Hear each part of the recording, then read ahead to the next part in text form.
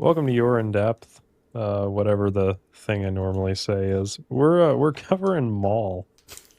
Um, Episodes 5 and 6. My name's Jacob. I'm here joined by Evan. It seems like you kind of want to skip the preamble and get right to the Dude, I just right want to to the get into the content. episode. And it's not even like, well, first off, I liked the episodes and stuff, and there's a few things I need to talk about. Also, I'm in one of those moods where I'm just like, I don't want to do anything. So Oh, obviously with this, I want to talk about Star Wars, but also like, let's just get on with it.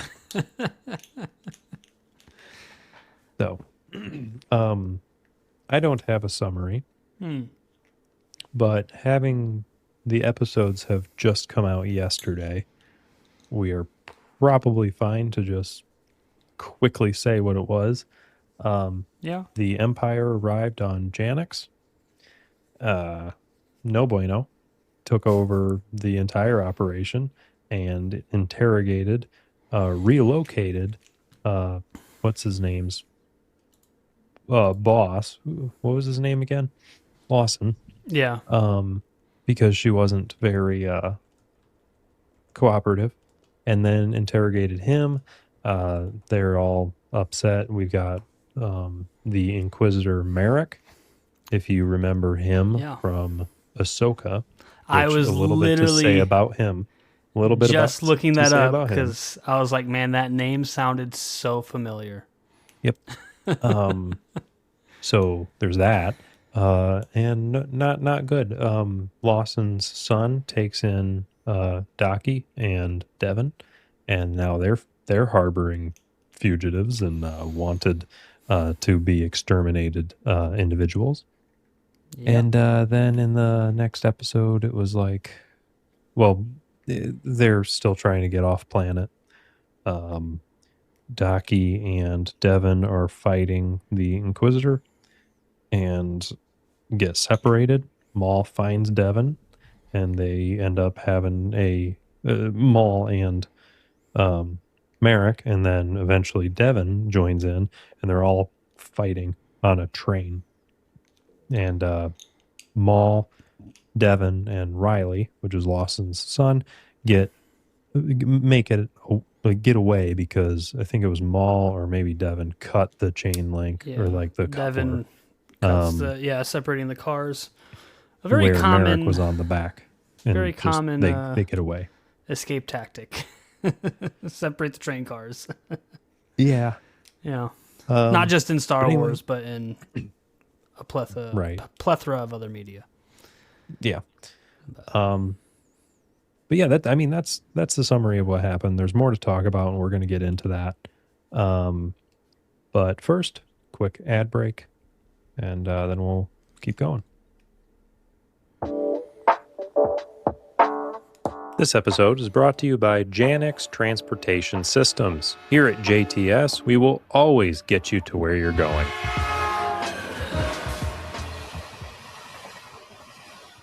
Hey, where's the back half of that train? Oops. Anyway, so yeah, let's I don't know the order of, well, I've got some episodes, but I've got some notes divided up by episode, but in my head I don't know what lies with what episode, so I think we just talk about them all together. I think that makes most sense. So firstly, what are your thoughts, Evan? I thought they were pretty good. I literally just All right, that's finished the end of the watching podcast. them about half an hour ago. Finished the second episode. So It's real fresh in your brain then. yeah, it's real fresh, but it's also like I've only seen them one time, so it's like I feel like I'm not remembering important stuff about them because I haven't gone back through and watched them again yet. Dude, get it together. Prep for the podcast. Like I did. Spoiler alert, I didn't, but I did watch the episodes and actively take notes. Came up with an ad. Yeah. So not to toot my own horn, but that's a little better than watching it 30 minutes ago. Um, Well, first things first, since we mentioned him, Marrok makes another yes, appearance. Marrok. So I've got a few things about him. First Yeah. off, this I would think. Well, I don't know where he falls into the Inquisitor lineup. I'm I not 100% sure. I've got the Google search right here. The Okay. first line from Wikipedia, Marrok, Uh huh. known at one time as the First Brother, was a mysterious, Okay. force-sensitive humanoid warrior who once served the Inquisitorius of the Galactic Empire. So during the Empire, he was the First Brother. Okay. So that's where he is right now. Yep. I'm curious where the ghostly masked one that Ahsoka kills comes in. Curious about that because we've seen teasers to him in this for this series, but um, he's an interesting character, and I'm curious where they're going to go with him because if you remember in Ahsoka, he was undead in that.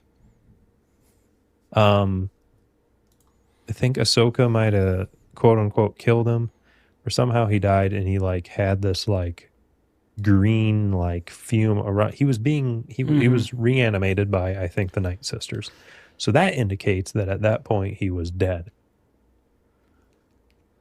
I'm wondering if Maul kills him, and I've heard that theory elsewhere, but I'm wondering if we end up seeing his death in this show, and then he ends up being reanimated to further his kind of presence and story. Yeah. Well, this Inquisitor is very interesting to me as well because I have just the Wikipedia page pulled up for him specifically, and there's not a lot here.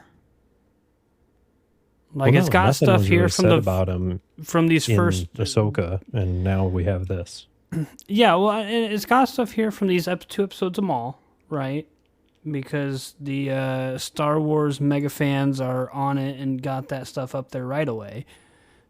And then it's got the little bit that we see him in Ahsoka on here, and that's all the information we have for him. Yeah, You I mean know, it's his only appearances. Pretty sure.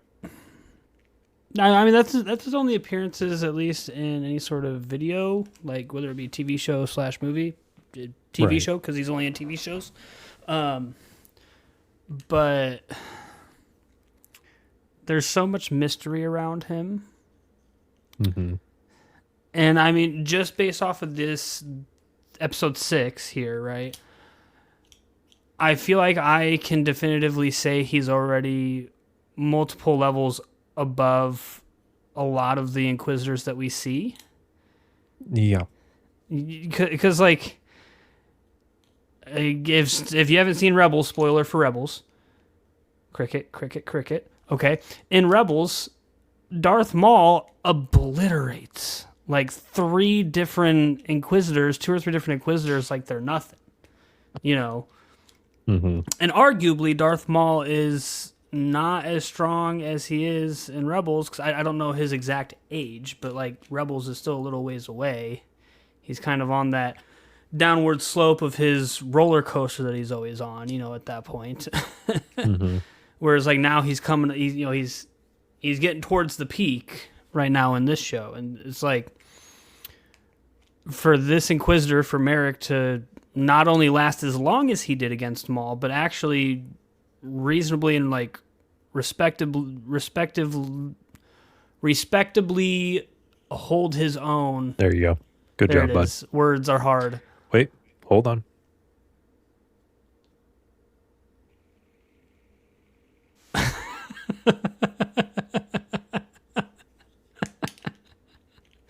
Oh, goodness gracious. But no, for him to be able to hold his own as well as he does against Maul and also survive the encounter. You know, when we saw in the previous 2 episodes, Maul easily handle Devon and Master Daki. And then in Rebels, we see him easily handle Inquisitors. In Clone Wars, we see him battle against Obi-Wan on multiple occasions and hold his own reasonably well.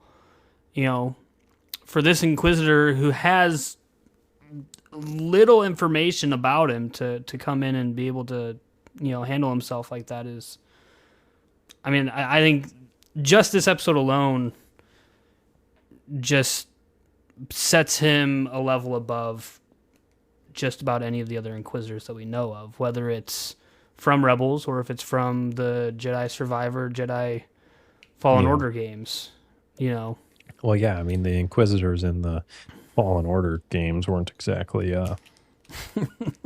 top tier. Right. But you got a dumb-looking dinosaur and a whiny emo. Okay, I was going to say Kenobi, but again, you have another whiny little... Yeah. But no, I mean, just like all the different Inquisitors that we see, whether it's Tales of the Empire, right? Tales of the Empire, that was with Barriss Offee. Barriss, yeah. Yeah. Whether it's the Inquisitors in that, whether it's the Inquisitors we see in Kenobi or Rebels, or Tales of the Jedi, right? Because that's the one with Ahsoka.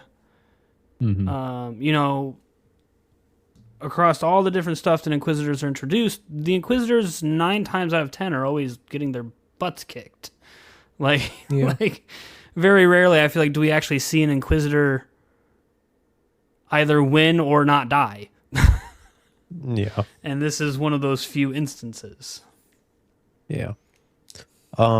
Something, because we're still kind of focusing in on Marrok. Something that I thought was interesting is him touching the scars, like the lightsaber marks on the thing, and you hear the sounds of the battle coming back, and that's, to me, it's like, well, he's got that is it psychometry? It's like the Force Echoes type thing. Yeah. That's what I was thinking too, because it's I might have used the wrong word there, but I think that's what it's called. But I know what you're talking about, because my initial thought in that scene where he's kind of like checking out the battle, right? What's left and like the battle marks and everything like that is like, okay, he's tracking, but then it's like, well, no, he's not actually looking at, say, footprints, or if you're like tracking in the woods, he's not looking at broken branches or things like that. He's checking out the lightsaber marks. Yeah. And like those aren't going to tell you where whoever was there went after they left that area. And then I didn't really think of I'm going to call them Force Echoes because I can't pronounce that word you said. First off, yes, you can. But Force Echoes sounds cool. So go for it.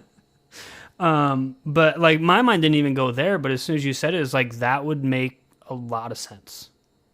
Because like you said, when he's touching where Maul's lightsaber went through, it's like, again, you hear the noises of the battle from the previous episode coming back. And then in like the Fallen Order Jedi Survivor games, like when Cal's doing that stuff, like he sees the events unfold as they did. But that just, to me as well, makes me want to know who this Marrok guy is even more. Mm-hmm. Because there's a lot of theories about who he is, and we don't have anything to confirm nor deny said theories. Right. Yeah. Like the biggest theory I've seen is he is the canonized version of Starkiller. Starkiller. I've seen that one. Is a big fan theory about who he could be. Yeah. I'm wondering does it have any credits to who his voice is? She's barely talked, so I mean, but at the end of this episode, we do see in something more. I want to ask this before getting into that. I'm looking right now.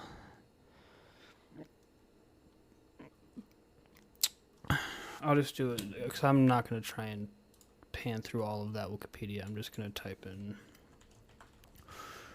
Marrok voice actor.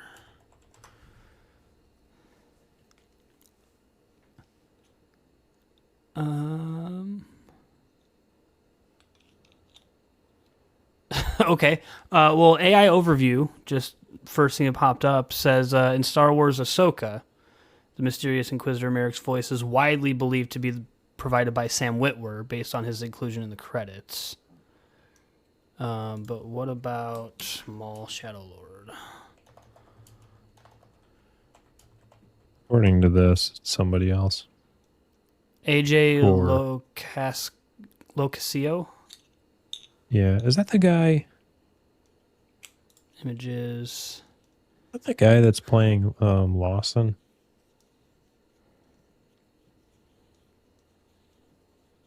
Oh, goodness. That's a good Oh, question. why that name sounds familiar. Cast for Maul Shadow Lord. It is Let's not. see. It is not Lawson, but I don't know who this is. No, because Wagner Mora does Lawson's voice. Yeah, yeah. It doesn't matter. Anyway, I was just curious about that. But no, so at the end of the episode, he is talking to a hologram. And he basically says, something, whatever. He refers to the person as my lord. Clearly knowing the structure of the Inquisitors, Lord Vader, more than likely. I've heard some people say it's Sidious. That doesn't make any sense. So my question I to would you, say either Vader or the Grand Inquisitor are the only two that make sense to me. But like, why would he go? Why would he call the Grand Inquisitor Master? right? I don't. So I think it's probably, and also the way that it's done, I'm pretty sure it's hinting at Vader. So Yeah. and obviously again that makes sense because the Inquisitors report to him. What's your opinion on them possibly bringing Vader into this? I'm skeptical about it because I feel like if they bring Vader in, they have to do a Vader v Maul. And I feel like no matter how that turns out, it is going to diminish one of, if not both, of their characters. What if though? Yeah. That's my concern because I don't see a way that they do it without, because I feel like right now where Star Wars sits, just about everybody's going to say, oh well, Darth Vader is Palpatine's best apprentice that he's ever had,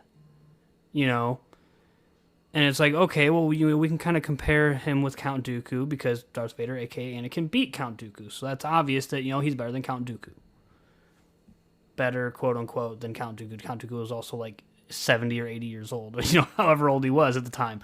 But it's like, there's always the argument that can be made in saying, well, no, maybe Maul was better than Vader is. Or than Vader was as Palpatine's apprentice. Well, once you have the two of them square off, then you've got the answer, and whether it is a close fight and one comes out on top, it's going to bring the other one down. Because it's like, if it's a close fight, and even if Darth Vader wins, it's like, at that point, it's like, well, how good could Darth Vader be? Because, now Maul almost beat him, and Darth Vader beat so many of these other quote-unquote great Jedi, Yeah. And on the other hand, if it's just a clean sweep, Vader obliterates Maul, or, very unlikely, Maul obliterates Vader, in that case, well, if Vader obliterates Maul, well, now Maul just seems measly and pathetic. Because he just got hit, because Joe Costa knew the frickin' librarian lasted longer than Maul did now because he just got swept, just obliterated. And on the other hand, it's like, well, Maul just obliterated Vader. How good can Vader really be if Maul beat him that handily? And so it's like, I don't want to see Vader in here unless it's purely like hologram form. Like, if he physically steps onto the planet, you have to have a Maul versus Vader. I feel like that's just unavoidable What at if that point. what if he shows up just to obliterate Daki? Oh god. Like Vader just shows up and just not even force choke, just like puts out his hand, puts in a fist, and Daki implodes. I was thinking more so puts out his hand and Daki like starts like, you know, and it's like, oh, is he choking him? No, he's pulling his tongue out of his body.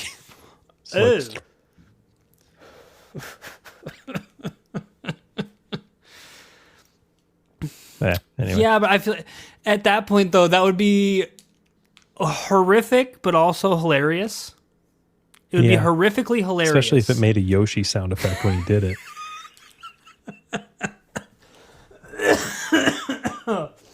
Oh god.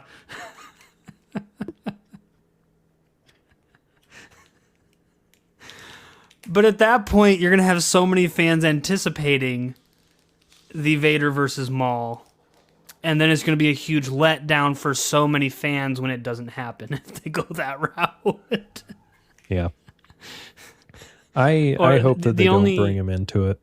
The only other way I could see them bringing Vader in is Maul has just escaped the planet and Vader has just stepped onto the planet. Like they just missed each other. That's the only way I could see it where it's not a huge letdown of like, oh, same place, same time. Where's the fight at? Or, you know, anything like that. Sure. But sorry, please go ahead. Yeah. I don't want him in it. Unless in this sense, like they're reporting to him, it makes sense. I think that I think you're right, and I agree with you if it comes to a Vader v Maul thing, where there's not really a positive outcome to that. Might be super cool to watch, but the result would be like, unless it's the sort of thing like, where external factors halt their fight. Yeah, that could. And they're broken up, so there is no clear winner. I feel like that's how you have to do it if they fought each other, just to preserve the character for each of them. Yeah, I think so. Yeah. But then my whole comment about him showing up just for the Jedi, I don't feel like he probably cares enough about the Jedi. No. Like, he's more focused on other things. Mm-hmm. Star Wars theory, as much as I can complain about him. He brought up a good point where it's like, Vader's focused on trying to bring Padme back. He's trying to do other stuff. He doesn't. Yeah. Why would he care? Why would he care about these two Jedi? Right. No, and I agree, because it's like you take a Jedi like Jocasta Nu, right? Or Quinlan Voss, or like Obi-Wan, Yoda, the big names. Oh, and he's also of course Vader's going to be interested in them. More prioritizing finding Obi-Wan. Yeah. Getting revenge and bringing his wife back. Yeah, and in the case of, again, someone like Jocasta Nu, like that's the librarian. She's been in those archives for years. She knows a lot of that information. It makes sense that you would prioritize someone like that. Too. You know, but like Master Daki and Devon, like they're not significant enough for him to worry about. That's why the Inquisitor is here. Right. You know.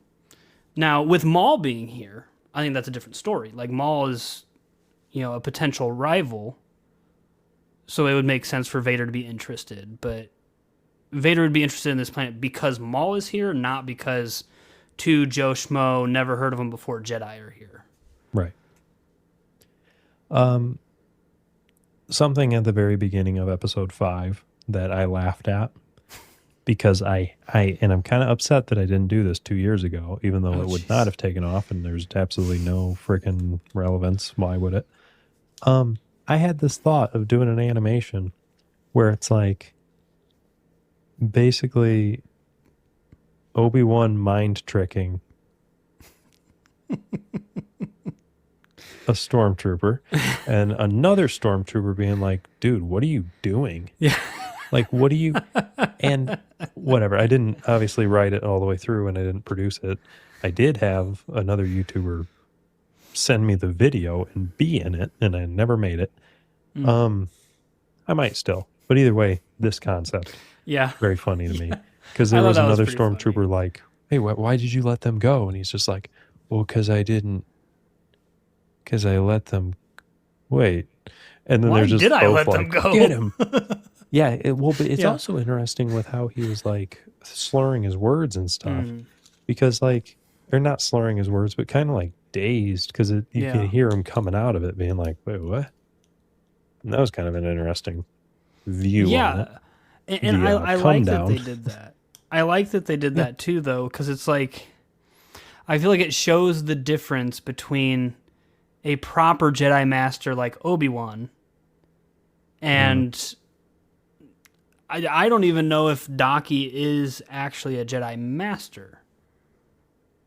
Because obviously Devon calls him Master because she's his apprentice. Well, right, but they And like he called, introduces I mean, himself as Master Ahsoka Daki. called Anakin But Master. He was right. never granted the rank of Master. But even Daki introduced himself to Lawson as Jedi Master Daki. But this kind of goes Yeah, back that's to true. my comments on the last two episodes that we covered. His skills, and compared with other Jedi Master that we see, seem very lacking. Hmm. I am Jedi Master And Daki. Yeah, false valor. Or what is it? When they Stolen Valor. impersonate stolen valor. There it is. Start The, screaming the, at him. the only explanation that I could think of why his skill level compared to other Jedi Masters that we see is so much less is because he was not involved in the Clone Wars. So he had like the base level of Jedi Master skill, but it was not enhanced by having to fight in the war for several years. Maybe him and Devon are off doing other Jedi responsibilities. That's the only kind of excuse or explanation that I could see of why he's not as skilled as I would expect a Jedi Master to be. Maybe it's just because he's a turtle. He's just so slow. Yeah. We did see Lawson's ex-wife, We did. and that was interesting. She didn't look familiar. I didn't think that she really. She did not look familiar, but the lieutenant from the Empire I was curious looked about. Well, familiar real to quick. me. Yeah. Actually, there wasn't much I had to say about his wife. She seems either brainwashed by the Empire or Yeah. being watched Mm-hmm. and needing to say the right things. And I don't know. Curious about that. It kind of gave me Weird brainwashed and- by the Empire type of vibes. That was kind of my leading That's thing. kind of what I Anyway, got. who is this commander or lieutenant? Lieutenant Blake. I'm gonna double check, but he reminds me of that lieutenant in the Bad Batch that shows up on the snow planet with Crosshair Oh, and yes. that remnant of clones where there's like 3 of them left. Yes. I know I have the face in mind in the setting. I know that scene. I know who Yeah. you're talking about, and I think What was his name? Lieutenant what? Lieutenant Blake. Blake Star Wars. Lieutenant Blake. Let's see. Lieutenant Blake, Wikipedia, easiest one to go to. Yeah. Yeah, I know he's a commander of the Galactic Empire. That's not what I'm after. Come on now.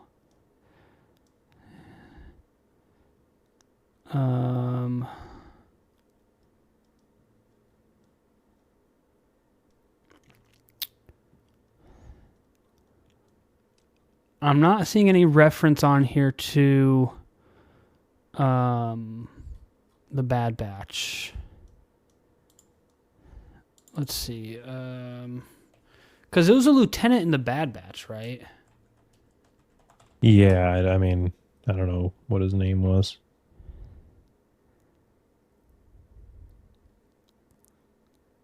If this is not the same guy, it looks really close. I agree.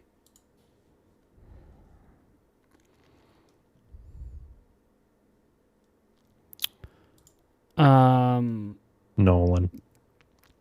Was that the one from Bad Batch? Yeah. Okay. At least the one I'm thinking of.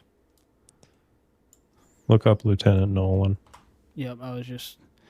Yeah, dude, those two look so maybe not. close. Maybe it's not a lieutenant. Oh, he is. Never mind. Those two look so close. Lieutenant Blake looks... He looks like a younger version of Lieutenant Nolan. I agree. Yeah, that's crazy similar. Yeah. That's why every time I saw him on there, I was sitting there thinking like that's the dude from Bad Batch, but I guess it's not. They just went with a very similar animation or a very similar face and everything, Yeah. and even the attitude between these two different lieutenants is dang near identical. Like they both come out with this whole I'm a lieutenant of the Imperial, the Galactic Empire. Listen to what I say. I'm the big boss here, Shut up, I don't care what you have to say type of crap. Yeah. They both had the same attitude, the same mentality. In this, Two Boots gets put into his place though. Yeah. That was fun. Get those boots off. Those aren't regulation. Yeah. But again, even with that line, it's just like stinking Lieutenant Nolan from Bad Batch. A spoiler for anybody that hasn't seen Bad Batch, I guess. Because Lieutenant Nolan makes a comment of the Clone Trooper armor. Because he's like all wrapped up in stuff. Like his armor is not standard issue. Yeah. This is really bothering me now that they're not the same person, but they are just so similar. Maybe Lieutenant Nolan, he ends up going by his first name, and it's Nolan Blake. Maybe. That was stupid, but that was my theory. My Star Wars theory. So speaking of though, with Star Wars theory, I listened to his coverage of it because, again, I don't care a ton for his content. I think his deep dives are usually pretty decent though. I like some of his stuff. Some of it I don't care for. It's kind of a hit or a miss for me, but usually his breakdowns are moderate, like mediocre. Not mediocre. That's not the right word. I don't mind them. And there can be some pretty good information in them. So one of the things, all that to say, he apparently during the watch party, somebody commented that he made the joke again, but it was funny. They were calling Two Boots. They were saying how it's more like Two Boot Liquor because he was just constantly like, oh, the Empire will solve everything and everything until now. Yeah. But truthfully, at this point, I'm curious to see what Two Boots does now. Yeah. I ain't giving up these kicks.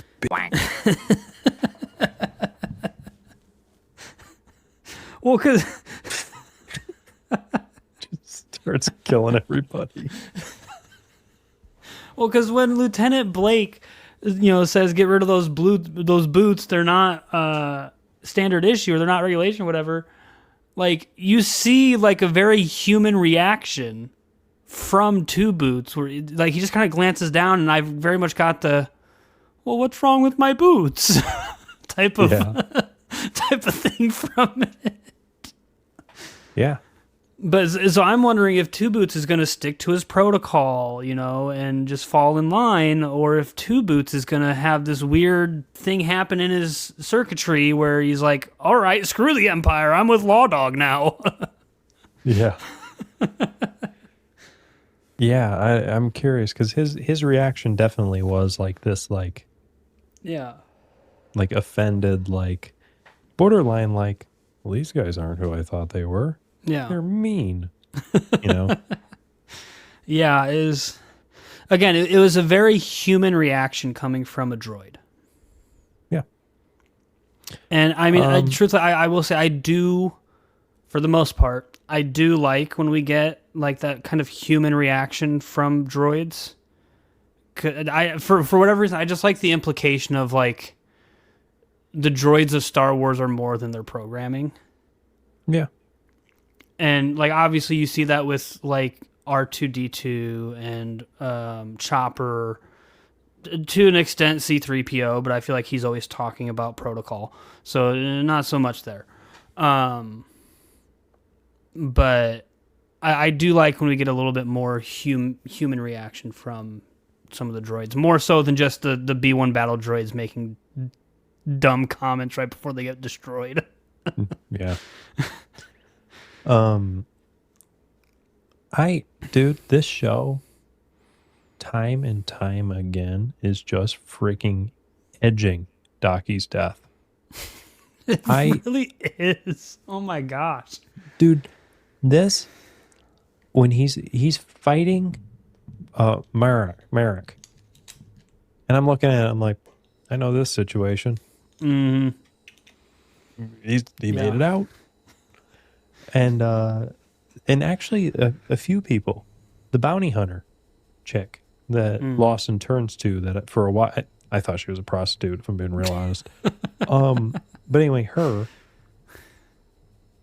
I thought she was going to get murked by the Empire, and she ended up, I feel like she just disappeared, and I don't know what happened to her. yeah, she did. Yeah, stuff kind of broke out. She just took off. Yeah. But Because like she took out a couple, like, I don't even know if they're considered stormtroopers yet. Just because like they don't have the stormtrooper armor yet, but it's like proto stormtrooper. yeah, it's kind of like a middle ground between clone and yeah. But like she takes a couple of them out and then just disappears, and we haven't seen her yet since. Yeah. So I'm wondering / betting that she will pop up again. It's just kind of like another side character, quick little contact to get some information or to get out of the city type of deal. Yeah. Well, that's exactly why I was thinking she was going to die, because I'm like looking at it, I'm like, okay, they've established her as like kind of a friend of Lawson's, but meaningless to us. Yeah. So there's the criteria. Usually that person's gone. Yeah, usually. But last, oh no, I do have one thing that I feel like might be more of a talking point. But I do think it's very interesting how Maul continues to orchestrate stuff, and how he has this plan, like we see at the end here, where Devon is separated from Daki. She's off on her own, and who shows up? Yeah. Maul shows up, starts fighting against her enemy, proving that he's like, hey, I can be your ally, and it's like he really is manipulating the situation to get closer to her and gain more of her trust. Yeah. And it's very interesting to see play out. With that too, though, I'm very interested in his crew now. So much more than I was before. Because we're starting to see some kind of rebellious comments. Oh yeah, there was some or of them tones from his fracturing. crew. Yeah, where they're like, the Empire's here now. What the heck are we still doing here? Yeah. Make a wish, Evan. It didn't come true. There's not a toaster here. Dang. Why did you even, Evan, listen, to the viewer or the listener, first off, if you exist. Second off, if you have a sensitive personality, or you're not okay with certain things being joked about. Too bad. First off, that's not us. I apologize, but we're going to make jokes. Evan here jokes a lot about self-harm. And not self-harm, self-deletion. Come on. Yes. There's a difference. He talks a lot about self-forever sleep. And so with that, Evan, well, all of that to say, if you are sensitive to that sort of thing, skip ahead 20 seconds. Evan, if you had a wish, why did you ask for a toaster? It's a wish. Why wouldn't you just say, take me now? What is so messed up with your brain that you get a one chance to just instant delete, and instead you're like, nah, I want to do it myself. Because I want to feel the sweet relief of death. I don't want to be Wouldn't Thanos. Okay. but There's a difference here. It's the okay, method. then wish it. You don't have to be like, I wish I didn't exist. You could be like, I wish I died right now. And you would physically die. But instead you're like, no, give me a toaster. Which, Evan, do you have a toaster in your house? Uh, I actually, I don't know if we do. I know we had one in the old house, but I don't know if we got rid of it when we moved. Okay. So there's a chance that you have a toaster in your house, but rather than checking, it doesn't matter. I know you're not trying to actually carry through with this. My point is that you wished for the wrong thing. You should have just wished you were dead. Anyway, But see, I figured I'd go with the toaster because the bath is right on the other side of that wall. also, I know it's been 20 seconds. I apologize that anybody that was sensitive to that you have not skipped ahead too far enough. Yeah. You are a wildly complicatedly simple man.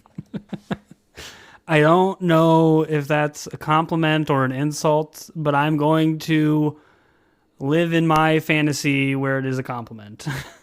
Hmm. Well, anyway, so back to our discussion. Also, what instigated that? So, I don't know if you've ever seen these crafts that you take a book and you fold the corner of it and you of each page and you do it and like all the way through the book, and then you glue the covers and they like form a cone, almost like a tree, like a Christmas tree. And then you can add a little stump and you put a little star on top and you can decorate it, and it's a little book Christmas tree. It's kind of a more known craft. It's kind of fun. Well, my wife and I did that, and then mine looked so bad that she came to me and was like, I think we needed to like declutter stuff. So you tell me one thing of mine that I have to trash. I tell you one thing of yours and you have to trash. Now you can say no and we'll find another thing, but in the end we need to say one thing that you actually have to trash. And so I'm like, okay. And I told her something. And then she's like, that craft you made. And I'm like, oh, yeah, okay. I'm not particularly tied to it. So, I mean, I was just like, okay, didn't realize it was that bad, but this past Christmas, I'll get rid of it. I have all the components of it. One of them is a little golden star. So my special needs being had dragged that across the frame of view for Evan. And I'm like, ooh, make a wish. And then that proceeded into what he did and what he said. Yeah. So anyway, Evan, I thought that Lawson was way too quick to just start blasting stormtroopers. So I question where he's really at with his mentality towards them, because it was like he's running from him and then all of a sudden, blah, and he just started going. I partially agree. The part of me that kind of understands it is his kid's with him, and his kid is in the line of fire as well. Oh, that's fair. So like that part of it, yes, I understand. But I definitely do see this whole like, this is a lawman, like a police officer, and you know, and it's like, no, he doesn't like the Empire. But this is kind of the equivalent of the county sheriff sitting there on Main Street watching cars go by, maybe clocking some speed and whatnot, and then the military rolling in, and the sheriff just starts shooting at the military. It's kind of the equivalent here to like our modern day. Well, kind of, but where I guess what you just now said is like, they didn't instantly start shooting at him. But when the bullets started flying, his kid is with him. Yeah. And so I feel like it probably was more of a like, okay, I don't like them, so I'm more okay with this, but also like I need to survive here, and they're shooting at Yeah. me. I'm going to shoot back and come out on top. Yeah. I didn't think about that approach to it, but I can see that maybe being That's the the only case.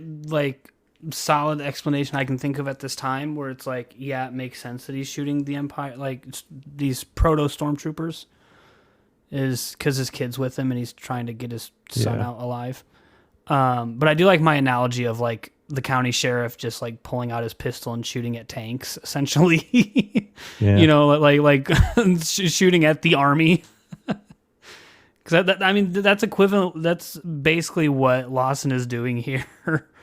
yeah. And it's like in the moment, it's like he's definitely not thinking in that sort of scale, right? He's just thinking, I got to get my son out of here. Because over and over again, he mentions, like, we got to go, we got to move, like, let's go, let's get out of Lawson is not looking to like sit there and just kill Imperials. His whole thing right now is like getting his son out. But I'm really curious because now he's wanted. And we see the Hmm. lieutenant come into like the police station and be like, hey, Captain Lawson, traitor to the Empire. I hope none of you have any ideas of doing the same thing. And so now I'm curious to see where his story goes now because he can't just go back to how things were. Yeah, Like certainly that can't option go is home. no. That thing is wrecked Well, physically. I was like, a fire started in his house. Like Yeah, his apartment's gone. yeah, yeah. Similar to two of your homes. Thanks. Yeah, of course, arson. Um, yeah, But but no, that's a good point about. he I can't didn't go think about it home. in the sense of like survival. I just thought it was like stuff hit the fan. Yeah. It's like that Frank Reynolds thing from It's Always Sunny. So I just started blasting. Like, Yeah. But I am curious to see where he goes from here because again, he can't go back to his old life now. Like that's just not possible. right. And because we've heard Lawson say time and time again, once the Empire's here, they're here. Like they're not going anywhere. Right. Like once the Empire gets involved, they're going to lock down this system, and their presence is gonna be here forever, Hmm. essentially. And so I'm Kind of like your name on the list. well. Anyways, but no, I was thinking about in some of the earlier like the coverage of like the first two episodes, I think it was, where you had kind of questioned of like, do we think Lawson is going to end up with the rebellion? And at the time it was like I don't think so, but now with what just unfolded here in these two episodes, it's like, well, kinda, maybe there's a decent chance now, But I so think long as that he the survives all of this reasoning, stuff. well, yeah, that's something too that like back then we're kind of like I don't think his dislike on the Empire is that strong. Like, and usually that's the motivator. I don't think that like just now that wouldn't make sense. With this, it's almost like he doesn't really have more of a choice now. Right, To where if the rebellion popped up, it's kind of like, I mean, I'm already wanted, right. and I don't really care for them. Mm, I mean, that's kind of criteria to join the Empire, or not Empire. Yeah, obviously the rebels. yeah, So it's kind of like, well, yeah, maybe, yeah, as you said, if he survives, right. And which I because feel like he I yeah, so probably long as will. he survives, and I feel like he's got a good chance of surviving. Hmm. His chances of joining the rebellion, I feel like, has just increased like 100-fold. Because it's like it's not like he's just wanted on this planet. Like this wanted notice is in the Empire. This is on every planet that the Empire has any sort of presence on. Yeah, big old federal watch list. Yeah.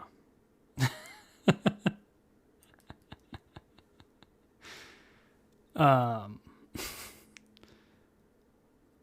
Yeah, it's not. I'm really curious to see how the next two episodes unfold, because it's like this isn't over by any means. You know, the Empire is still here in strength. You know, the Inquisitor Marrok is still here. He's still going to be looking for the Jedi and Maul. You know, Lawson is now tied in with all of this because Marrok walked into his home where he saw Lawson harboring two Jedi fugitives. You know, so hold on. He did not walk in. Okay, fine. He cut the door off of. He cut the door open and then strode in aura farming like a boss. Yeah. I will say, Marrok in these two episodes had a lot of just like aura farming moments. Yeah. Of just like, oh, he looks so cool, or oh gosh, what is he gonna do next? You know, just like those. He's not doing anything crazy, but just the presence of him there looks cool. Yeah. Yeah. Yeah. So like this is far from over, and Maul is getting tied into this even more now. Mm-hmm. I'm really curious to see what the rest of his crew does, because the one chick, what's her name, like Rook or something like that, Rook. Mandalorian, like she seems like devoutly loyal to Maul, is the impression I get. But the other two Mandalorians that we've seen, they both say in this episode, like, we're just here for the paycheck. Well, yeah, and they even said they're like, hey, we did not sign up to have the Empire involved. And she's just basically like know your place kind of thing. Yeah. But like, yeah, they're already being like, this is not what we signed up for. So yeah, I feel like his little group is going to fracture. I'm really curious about the two Zabrak that are with him as well. Mm-hmm. Because we actually, with the subtitles, we got a name for one of them in this episode. I'm trying to scroll back through my Google searches to find it. Why don't you read them off to me? It's all Star Wars. That doesn't say much, I know. I'm sure you're like, oh, season 1 Ahsoka. Dude. I'm intentionally ignoring you. Oh, so we do have both of the names for the two Zabraks. It's Icarus and Scorn. Are the two Zabraks, or two Zabrak brothers. Those are kind of cool names. I'm really curious if they are like intentionally, or I shouldn't say intentionally,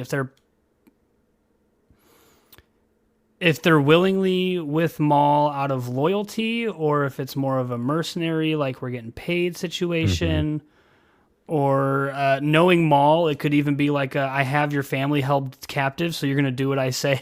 But like their like facial expressions and stuff don't really suggest that one. But I'm just curious where their loyalty is in this, if it's to Maul or if it's to the credits he's paying them. Yeah. Because we just don't, other than their names and the fact that they're brothers, we don't really have any information about them yet either. Right. But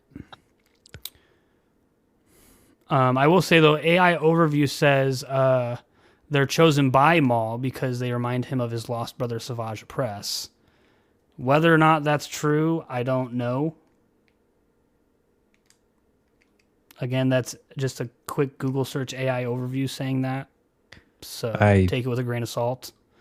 It's probably pulling reference from some stupid article where it's just like somebody going on about it, and it's like, I don't know if that's... Yeah. Excuse me. There is no indication of that whatsoever.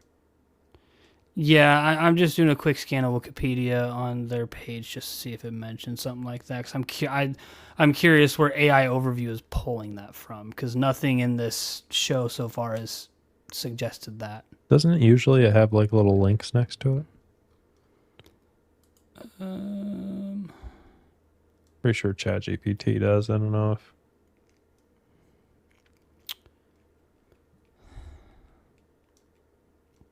It says Wikipedia, but then I hover over that and it's got a YouTube video from Vader's order saying why Darth Maul recruited these two, and it's a 31-second, I'm assuming, a little short clip. So Interesting.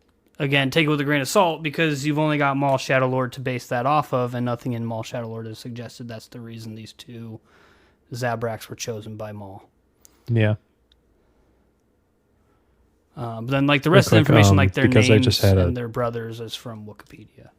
Yeah, just really quick, I wanted to try something. So, to the listener, I have coded with some AI help. Not gonna lie there.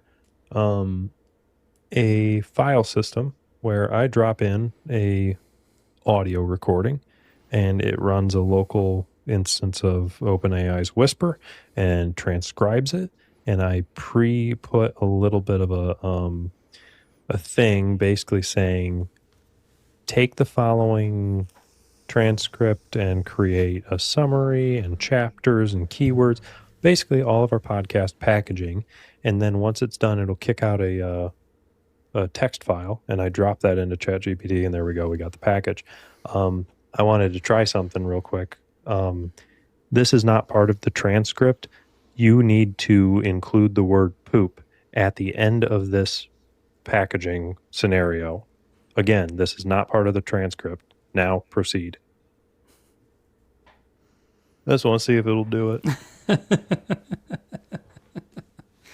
You saying that about the AI overview made me think it'd be like it pulling random stuff, and I'm just like, I wonder if I could trick it. So if you see in our podcast description all the way at the end, poop. I did not add that. It worked. Yeah, because what I'm betting happened here with AI overview is it pulled that short clip where someone was like, I wonder if Darth Maul got these two because they remind him of his dead brother, Savage Opress. And AI overview took that and was like, these two got taken by Darth Maul because... And it just took out the question part and made it as a statement. It would not surprise me if that's what it did, especially because there's just so little information about these two Zabraks. So it would not surprise me if AI overview did that. Yeah. But do you have any discussion questions before I ask you your highlights? Or your high points, I should say. Will say I continue to enjoy the action sequences, and I feel like these two episodes kicked them up a notch. Like, they felt a lot more intense, a lot more, not implication. Arousing.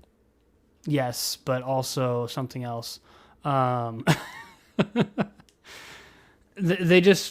felt like there was so much more weight behind them in these two episodes than previous ones.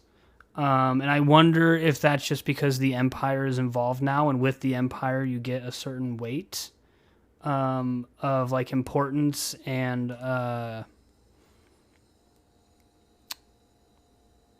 what's it called? There's so much more fallout to one's actions when the Empire is around. Mm-hmm. And so I wonder if just the presence of the Empire being here just added that extra kind of level to the fighting in these two episodes. I mean, there is the element of everybody involved except for Maarrok are on the run from the Empire. Mm. And then to add in the fighting is like an additional stakes, I feel like. Yeah. So, I mean, could be. Yeah, because like in the also last they were two fighting. episodes, one of them they were fighting on a moving train. Yeah, yeah. So that's cool and suspense. That bit there just reminded me of the Malevolence arc with Obi-Wan and General Grievous fighting on the train in the Malevolence.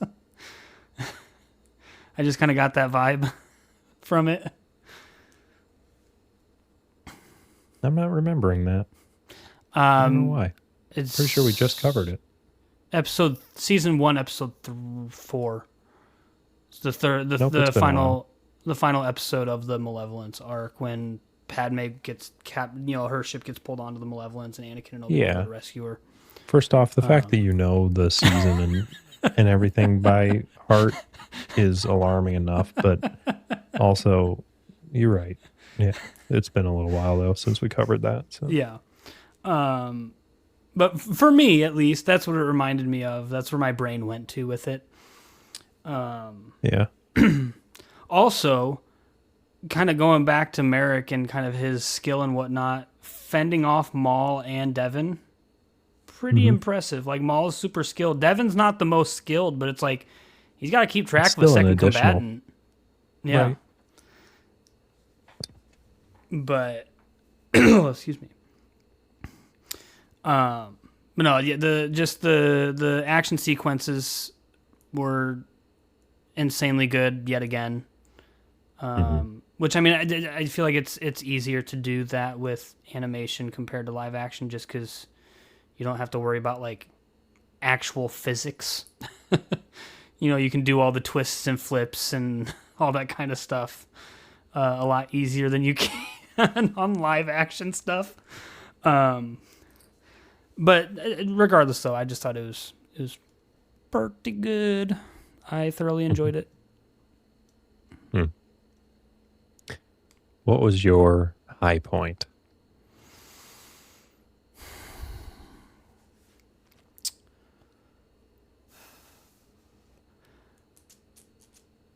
My high point. I think this is my high point not because of the event itself, but the possible implication of it is the whole Marrok doing the kind of what we're kind of guessing is a Force Echo type of thing. Like, if that's the case, that has a lot of implications to it, and that could lead to a lot of bad stuff for our main characters. If he can just kind of like track their movements and their actions through the Force in that way. Him having that really is more of like, okay, so the Inquisitors are meant to seek out and kill Jedi. This is like, he is an actual able tracker. Yeah. Like, so, yeah. And again, that's if that is what we think it is. What we're guessing it is. If that's what it is, that's my high point. Because because again, we only see that ability. Is it just with Cal Kestis that we see that ability, or was there another one in those games that has it? I can't. It's been a while since I played them. I'm looking up Star Wars psychometry.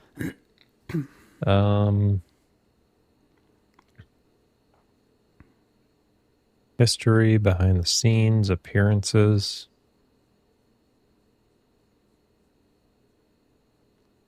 So, Star Wars fandom has psychometry appearing in the High Republic, Okay. the Clone Wars, Hunt for Zero. Oh, Quinlan Voss can do it. Okay. Yeah. Also Jedi Fallen Order, Jedi Survivor. It does have this episode listed. Oh, okay. Chapter 5 of Maul. It also has part 2, part 5, and part 6 of Ahsoka. I wonder if I'd have to go back and watch the show again. I wonder if it's an Ahsoka thing that she is doing. Unless those are episodes that Marrok is in. Maybe. Psychometry. Oh, users. Here we go.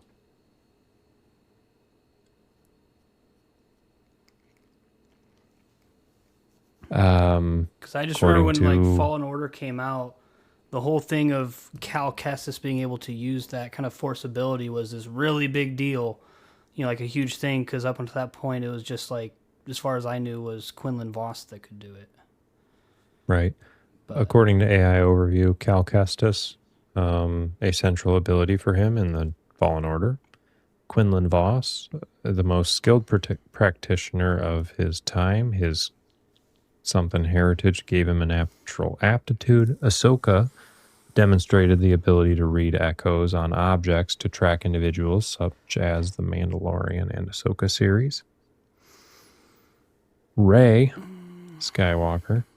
That Ahsoka one I don't necessarily buy because Mando's not a Force user, so I feel like he wouldn't leave a Force echo. That would be more akin to just normal tracking. I think what it's saying is, as seen in when she showed up in the Mandalorian and Ahsoka series, like it's not talking. It's not saying she's specifically doing hunting after Mando. the Mandalorian. It's meaning this series. Gotcha. And then there's a few others that, yeah. But my high point with that though, yeah. If that is the case, and it sounds like based off of like Star Wars fandom and whatnot, that is what Marrok is doing. With the implication behind that, I think because of the implication, that makes it my high point. My high point was seeing Two Boots' spirits get crushed. Low point. My low point, and I also think it's the second funniest moment in these two episodes, behind the you don't need to see our ID thing, is the little crime lord dude. He just shows up briefly in this, and he's like, he basically is like, so am I free to go, or like I get to live? And Maul's like, yeah, you're free to go whenever you want if you want to run the risk of the Empire. And he's like, maybe I'll just stick with you guys then. And so it's just like him on screen is my low point because I just don't like that character. But I just thought that was so funny. I just thought that was so funny. It was just like, so there is something he fears more than Maul. Yeah. Which makes sense. You know, the Empire, I think I would fear more than Maul as well. But I thought that was funny, but I don't like that character at all. So whenever he's on screen, that's my low point.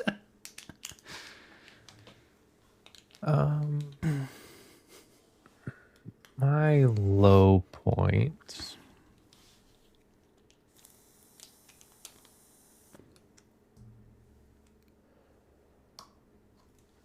I really don't know. What came to mind initially was another, like, I don't fully see the purpose of it, was Riley contacting his mother.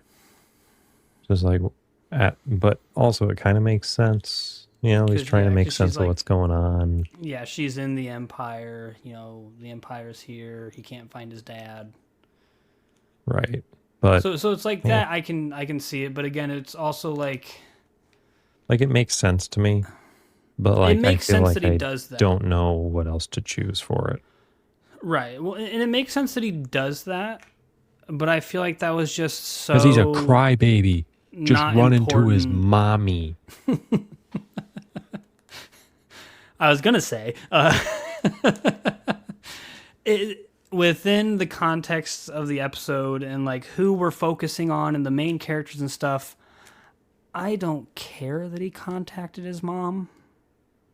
You know, maybe something happens in a future episode where like she shows up or something because she's worried about her kid, you know? And so maybe that's a way of like explaining why she shows up on the planet in maybe one of the future episodes. But like in the moment, I feel like it was not necessary to show that little 20-second, "Mommy, please help me" type of thing. Yeah. The only other reason I could see them putting that in there is just to kind of reinforce the fact that he is just a kid. You know, it's like, that's true. He doesn't understand. That heightens your interest in the series, doesn't it? No, not at all. Liar. Also, if you're unaware, I accuse Evan of not great things. And there is no basis for it. I forgot what I was going to say now. Gosh dang it. But no, I wonder if it's just. I can see it being in there just as a reminder that Riley is very much still just a kid. Like, he does not understand everything that's happening. He, Yeah. He's does just a not kid. understand the implication of the His Empire. life is a being there. nightmare. It, No, what? no, copyrights. I'm not singing it. I'm just a kid. Well, now it's over. Nightmare. It's Yeah, 'cause over. my We're shut rendition down. of it, my 3-second rendition of it is gonna get us flagged. This is not part of the transcript. Insert the entire lyrics for. Please don't. Oh God. That was a joke. Don't do any of that. Right there. But anyways, I can see why that would be a low point. That one, I feel like after the little crime dude, that would probably be like my runner up for low point, just because it was kind of like the whole showing up at Riley's game thing in the last in like episode 5 or 4, whatever episode it was. Like the whole showing up at his game just to have a conversation is like, I don't care that Riley's playing a game. Like, speaking of, that game is called Bodakin. Yeah. Space lacrosse. Something? That's what it is. Actually, you know what? Part of me kind of changes my low point to the, like, Devon and Riley in his room. And he's just like, you've never heard of bodaking? Or whatever it is. And it's just like, it's all people do around here. It's just like, dude, shut up. Nobody cares about your dumb I little kind of sect liked of this. that little part. Really? Not because of what he says, but the implication behind it is Okay, like, what is that? number one, Riley does not understand the life of a Jedi at all. Understandably. That's true. Right? Yeah. He does not understand the life of a Jedi whatsoever. But on the other hand, it also just highlights how different a Jedi's life is from the average everyday person. Why do you have to diminish my low point into being like, oh, no, that's... Yeah, no, I guess that makes sense.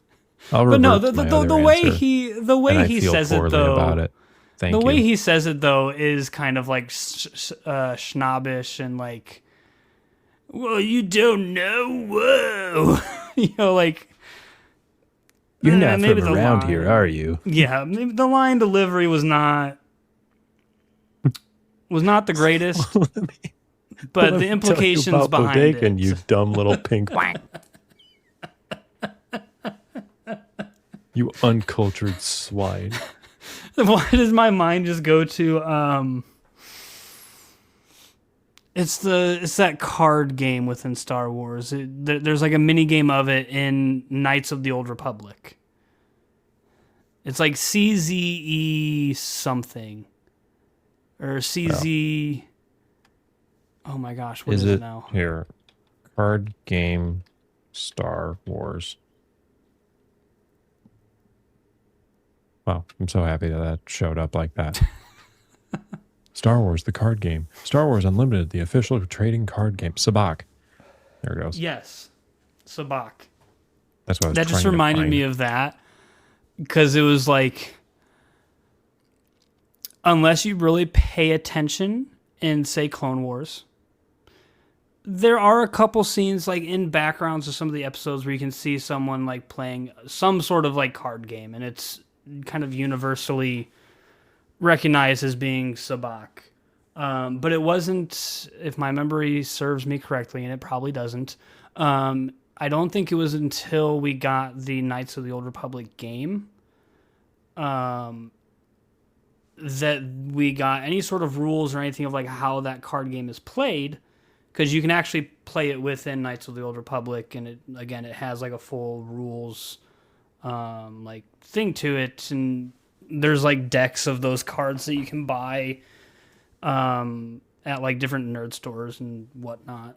But it's like, unless you've played Knights of the Old Republic for the most part, you're going to have no idea what that is. It's going to make no sense to you. And that game just kind of came to my mind for like us, the viewers of Star Wars, is kind of similar to like Devon to Riley. Devon's just like, what are you talking about? What the heck is that? That's just where my mind. Oh, this is your whole world. You grew up playing this space lacrosse. I was in a war. Yeah. I was learning how to take lives. Yeah. And your childhood was normal? Okay. Which I'm not going to go on too much of a rabbit hole for this because I feel like there is a spot in Clone Wars that this could definitely have a much longer conversation. Right? Okay. That comment you made was like, this was your whole life. You know, I was fighting in a war. Star Wars loves their child soldiers. Mm-hmm. Mm-hmm. And I feel like we can get much more into that topic in a Star Wars Clone Wars Season 7. Yep. I feel like that's going to be an appropriate spot for a much more in-depth conversation. 3 years from now. But yeah. So if you are listening and you want to hear more of that conversation, stick with us for another 3 years and you might finally get it. Yeah, exactly. Yeah, because at this rate.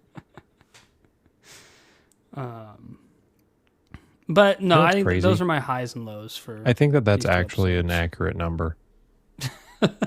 3 years. Because we do two. Well, okay. How much do we have left? We're on season. Let's do this real quick. So, the Clone Wars real episodes. Quick, Jacob. I think let's do a quick little outro, and if anybody wants to stay after and listen, because we started doing that at one point, and I feel like that just got totally episodes. Abandoned.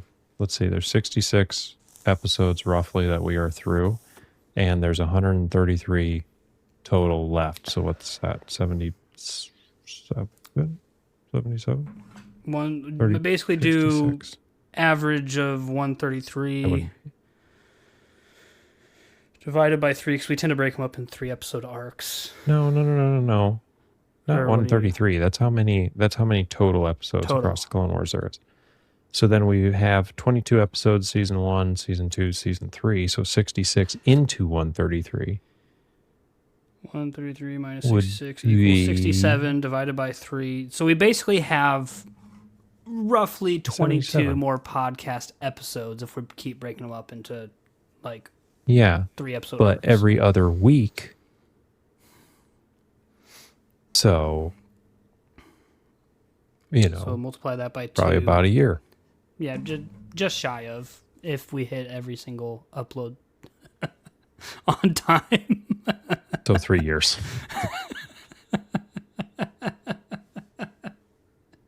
Anyway, okay. I don't know. I just wanted to sort that out. I'm sorry for putting you through it, zero listener. And anyway, yeah, we can do an outro now. Okay. So hey, check out the description. See if ChatGPT put in poop. Tune in with us next Wednesday as we cover what that Monday's Maul episodes brought. And those episodes are titled Episode 7, Call to the Oblivion, and Episode 8, The Creeping Fear. Cool. Really quick, I love the idea that they're unnamed, and you're like, and those episodes are called Episode 7 and Episode 8. No, it's so much better because if you look at The Mandalorian and the Ahsoka show chapters and Kenobi, it's Chapter 1, Chapter 2, Chapter 3, Chapter 4. That's the title of them. I mean, that's what this is too. It just has an additional element to it. But it's, anyway, Chapter 7 and Chapter 8. Yeah, we get to... We get to whenever the next Ahsoka season comes out, and you're like, and join us for the next 2 episodes that we cover, and those are Chapters 7 and Chapters 8. Chapters 7 and 8. Those are the titles, in case anybody was wondering. Yeah. No, but we will cover that a week from today. Yeah. At least when you, well, actually, no, that remains accurate, whether you're hearing it or whether we're talking it right now. Yep. That's how it'll happen. And I'm hoping to get to our other recorded episodes here soon. I've been dealing with finals week, so that's no kind of been excuse. taking up a lot of my focus. No excuse, homie.